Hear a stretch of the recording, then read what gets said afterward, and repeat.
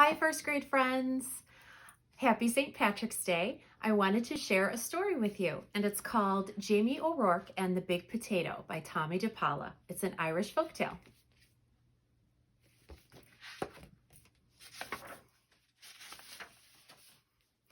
Jamie O'Rourke was the laziest man in all of Ireland. He would do anything to avoid working, especially if it had to do with growing potatoes.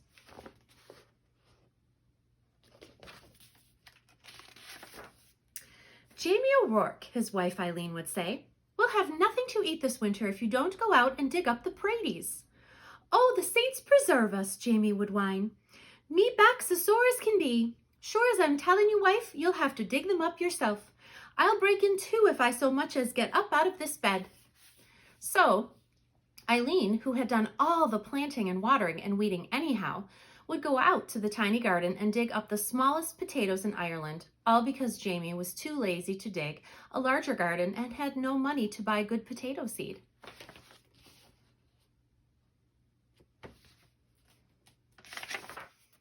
Then poor Eileen wrenched her back and was laid up in bed.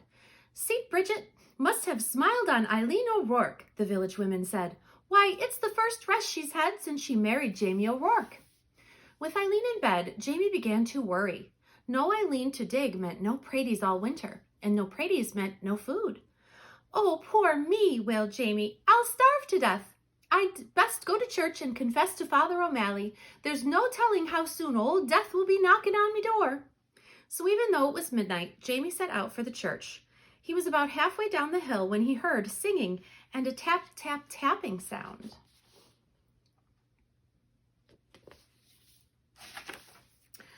"Sure, and I wouldn't be knowing," Jamie whispered, "but I swear it's a leprechaun." And sure enough, sitting in a circle of ferns in the moonlight was a leprechaun, singing and hammering tiny nails into the heels of the fairy boots he was making.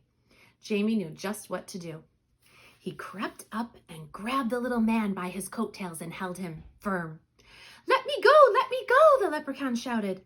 "Not on your life," Jamie said, "not until you show me where you keep your pot of gold."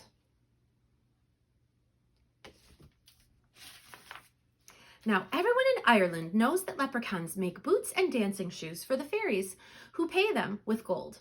And everyone knows that if you catch a leprechaun, he'll pay for his freedom with his pot of gold. But this leprechaun was cleverer than most. "Oh, please, Mr. Mortal Man," he pleaded. "I'm just starting out making fairy shoes, and I only have 1 or 2 pieces of gold in my pot. Won't you take a wish instead?" "Why, what would I wish for?" Jamie asked. "Me who's about to die of starvation because my wife is sick in bed and can't dig the praties for the winter.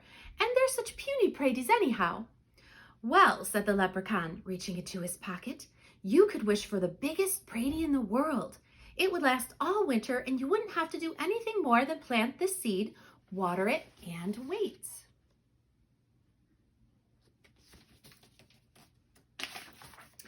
That sounded wonderful to Jamie. "Done!" he shouted, and as the leprechaun dropped the seed into Jamie's hand, Jamie let go of his coattails and off that leprechaun scampered. When Eileen heard what he had done, she was furious. "Jamie O'Rourke, you're not only the laziest man in Ireland, but a fool as well, giving up a pot of gold for a pratie seed." "Well, I'm going to plant this seed and water it, and you'll see," Jamie said, and out he went.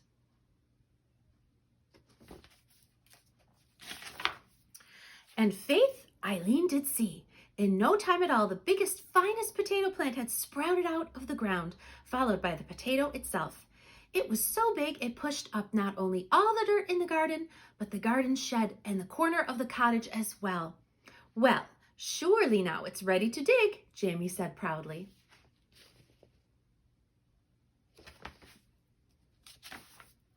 He hoed all around it, but he couldn't dig that pratie out of the ground. He got a beam and a big rock and tried to pry it out. He pushed and he pushed, but it wouldn't budge. As he was pondering what to do, his neighbor passed by on his way to the village. He couldn't believe his eyes. He couldn't wait to tell everyone in the village what he had seen. And before you knew it, the hill up to Jamie's was filled with villagers coming to see the big potato.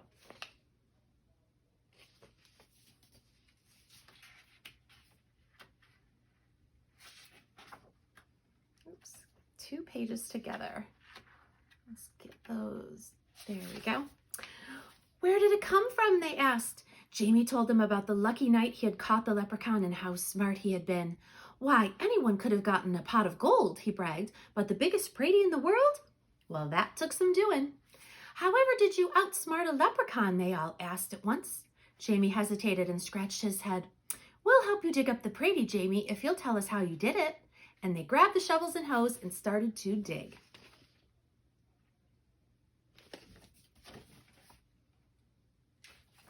They dug, and they pushed and they shoved until the potato flew up out of its hole. It rolled down the hill faster and faster until it reached the bottom, where it bounced up high and came to a stop, wedged between the stone walls on either side of the road.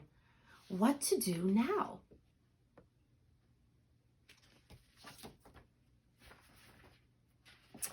That Brady is so big that no one, no cart, nothing can get by it, the constable complained to Father O'Malley.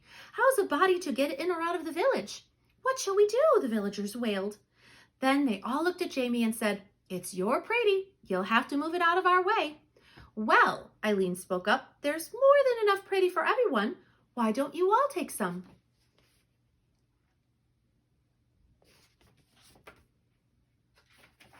So the villagers sawed and chopped and carted off huge pieces of potato while Jamie sat on the stone wall and watched.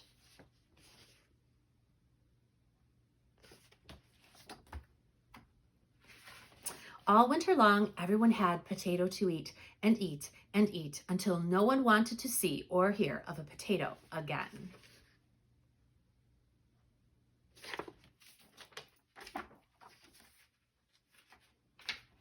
In the spring, Jamie said, I saved a potato eye for a seed, and it's just about time to plant it. Oh no, the villagers all cried. If you promise not to plant it, Jamie, we'll promise before St. Patrick and all the saints to see that you and Eileen always have plenty to cook and eat. We don't want another giant Brady around here. Jamie smiled and agreed. What a perfect life for a lazy man. And so you see, darling Eileen, Jamie told her, I wasn't such a fool with that leprechaun after all. And Eileen had to admit that Jamie O'Rourke was right.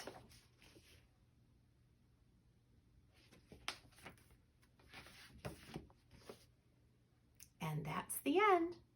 So now, friends, it would be a good idea to talk about this book with your family, talk about the characters and the setting, what was the problem, how did it get solved, and I hope you have a great night. I'll be back again soon to read you some more stories. Good night. Take care.